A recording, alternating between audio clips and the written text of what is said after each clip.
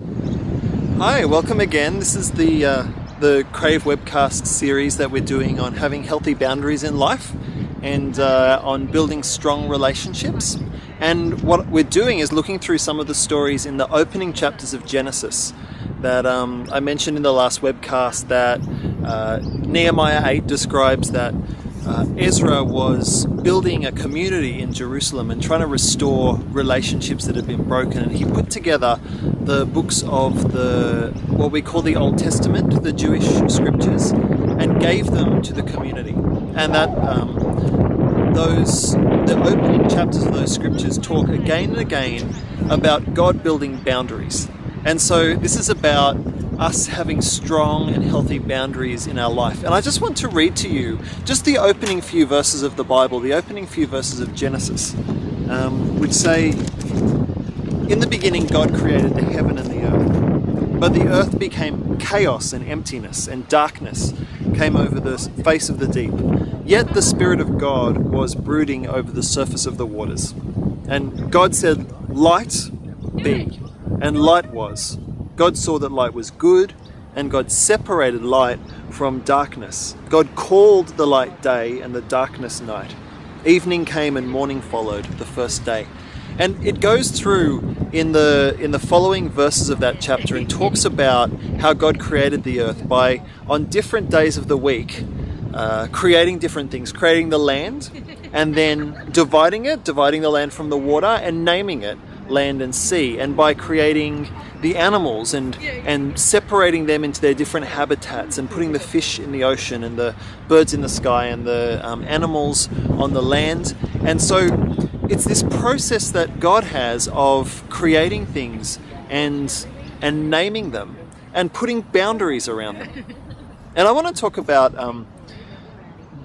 Paul Tillich, a theologian, says that there are three stages of anxiety that we go through in our life, which is the anxiety about death, and then anxiety about guilt, and then anxiety about meaninglessness. And that final anxiety, the meaninglessness of life, is the kind of anxiety that characterizes modern society, but also characterizes what it means to be an adult. That the special task of being an adult is finding a way to have meaning in your life. And what God does is that He brings order out of chaos by putting boundaries in place and by naming things, by saying this thing here is the land, this thing here is the light, these things here are the birds. And in that process of naming, God gives meaning to things. And one thing that we often hear saying is that becoming an adult means having your umbilical cord cut.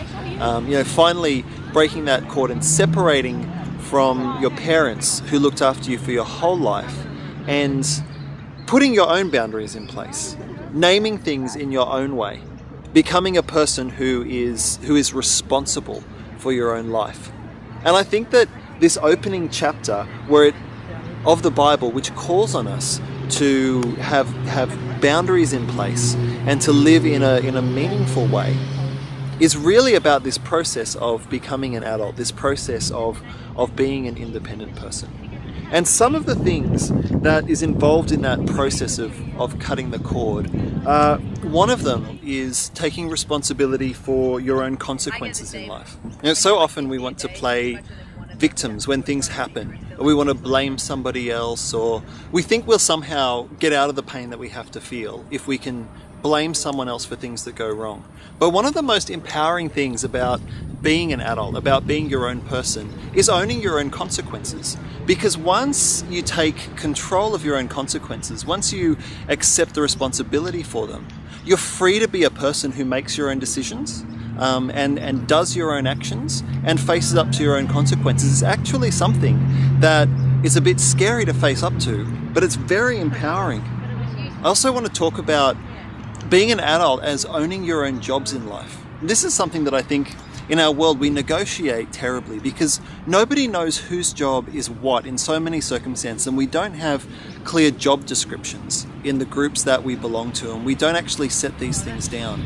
But when you know what your job is, then you're able to do it and do a good job of it and also know when you're finished and know what is somebody else's responsibility.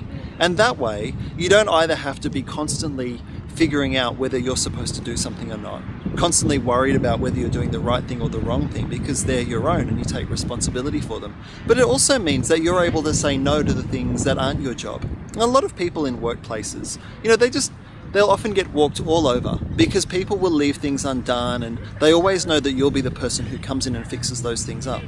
But if you know what your job is and your responsibility, if you're being an adult, then you're able to do the things that is your job to do really well, and you don't get too stressed because you're not trying to do everybody else's job.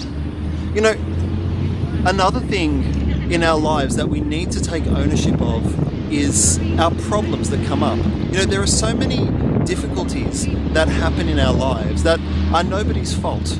But when something is your own problem, it's actually yours. And we can spend so much time and energy and effort and just waste it, either feeling sorry for ourselves and being a victim because we have problems in life, or trying to blame somebody else for them, trying to put somebody else onto them, or trying to get somebody else to fix them. Acting helpless in the hope that somebody else will come along and fix your problems.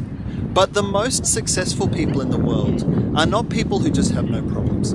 They're people who take responsibility for their own problems so that they're able to either fix them or just accept the fact that it's something that you're not able to fix.